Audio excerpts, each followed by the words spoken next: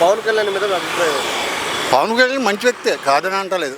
మంచి వ్యక్తి, బాగానే చేస్తున్నాడు. 2 సంవత్సరాలు అవుతుందండి డిప్యూటీ సీఎంగా అయ్యి. ఆ, ఎలా ఆయన డెవలప్మెంట్ ఎలా ఉంది?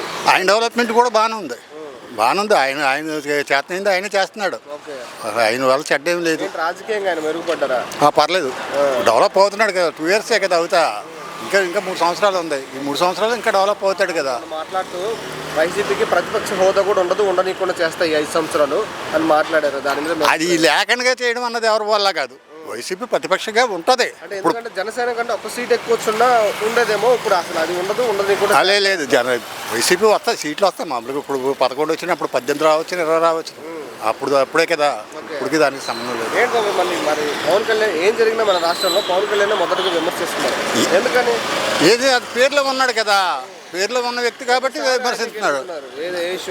అది ఇప్పుడు పేర్లో ఉన్నాడు, 10 మందిలో గౌరవంగా సంపాదించి ఉన్నాడు, పేరు సంపాదించిన దాని గురించి ఏదో విమర్శించారు. ఇది విమర్శించడం మామూలే కదా. ఏంటి బాబు ఇప్పుడు రాజకీయంగా మెరుగుపడి ఒకళ్ళు సింగిల్గా పోటీ చేస్తే ఆయనకి ఏదైనా అవకాశం ఉంటుంది? ఎవరికి? పవన్ కళ్యాణ్ వాళ్ళు సింగిల్గా అయితే అవదు. అక్కడ తెలంగాణ కూడా ఈసారి ఏం అవదు. అది వేరు, ఇది వేరు. ఆ తెలంగాణ వేరు, ఇది వేరు. అక్కడ ఏమైనా ప్రభావం ఉంటుంది? ఆయన ఏముండదు అక్కడ. ఇక్కడ మన ఆంధ్రప్రదేశ్ వరకు. పవన్ కళ్యాణ్ గారి మీద ఒక్క మాటలో మీ అభిప్రాయం అంటే?